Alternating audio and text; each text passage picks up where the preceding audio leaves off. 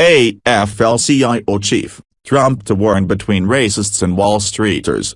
AFL-CIO President Richard Trumka said Wednesday that the Trump administration is divided between racists and Wall Streeters, and that it's up in the air which side the president will land on. Unions had been hopeful that President Trump would deliver on key campaign promises that appeal to a populist base. The leader of the nation's largest labor group said a Christian Science Monitor breakfast with reporters at the St. Regis Hotel in Washington. Although unions, such those who are members of the AFL-CIO, generally all supported Democratic nominee Hillary Clinton during the election, they softened opposition after Trump won in the hopes that he would follow through on his rhetoric admonishing the unfairness of current policies, such as trade deals. But Trump brought along aides such as Stephen Bannon and Sebastian Gorka who pushed a nationalist agenda, and also added several corporate executives, including Goldman Sachs alums Gary Cohn and Steve Mnuchin,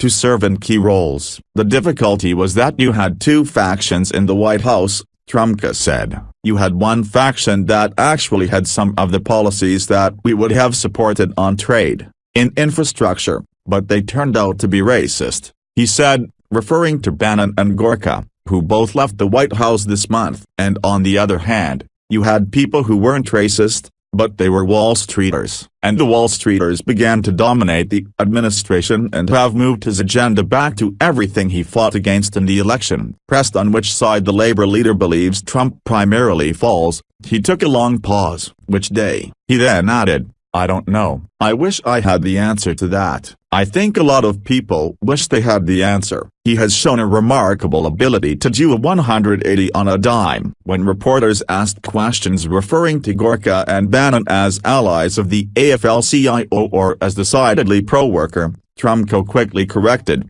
"That's not how I described them," he said, clarifying that they merely had like-minded economic thoughts. Trumka was among several high-level figures who stepped down from Trump's Manufacturing Advisory Council earlier this month, following the bipartisan backlash to the president's comments on a rally in Charlottesville, VA, in which he blamed both sides for the deadly violence and said there were very fine people among the white nationalist protesters. Although the council was ultimately disbanded by the president, Trumka said that it had never been a functioning body in the first place. The Manufacturing Committee itself, it never was a vehicle to provide real policy solutions. In fact, the committee never met, he said. It became a way to get every regulation they didn't want to deal with off the books. They didn't have any solutions for helping manufacturing. As a result, Trumka said, the overall optimism that labor unions had about the new administration has begun to evaporate. He said he was going to bring health care for everyone,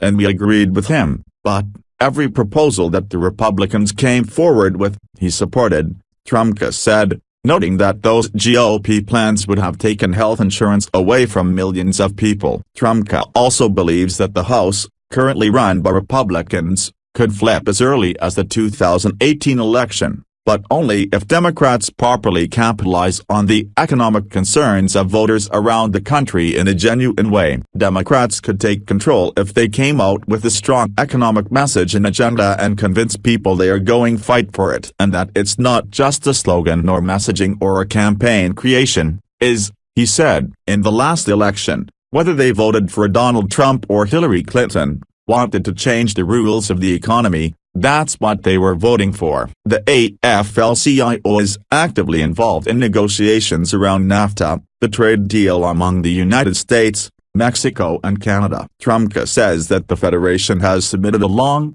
detailed analysis of every chapter within the proposal and areas in which they disagree. Trade would be a good thing if it benefited everyone, he said. The purpose of NAFTA was to give corporations the upper hand, and that's what it did. There is now a focus to communicate daily with union members, who, as individuals, largely supported Trump because of his campaign promises to shaking up the status quo and improve the economy for working-class people, Trumka said. They voted for Trump because he was going to do this, and do that, and do this and do that, he said. But the effort to eliminate rules around overtime pay, health standards and consumer and worker protections are chipping away at that support. Calling the president names, even if they're accurate, gets you nowhere. Giving people information about the issues that are of concern to them is a way to bring those people away from supporting him, and Trumka says workers are typically drawing the conclusion that their investment wasn't a good investment.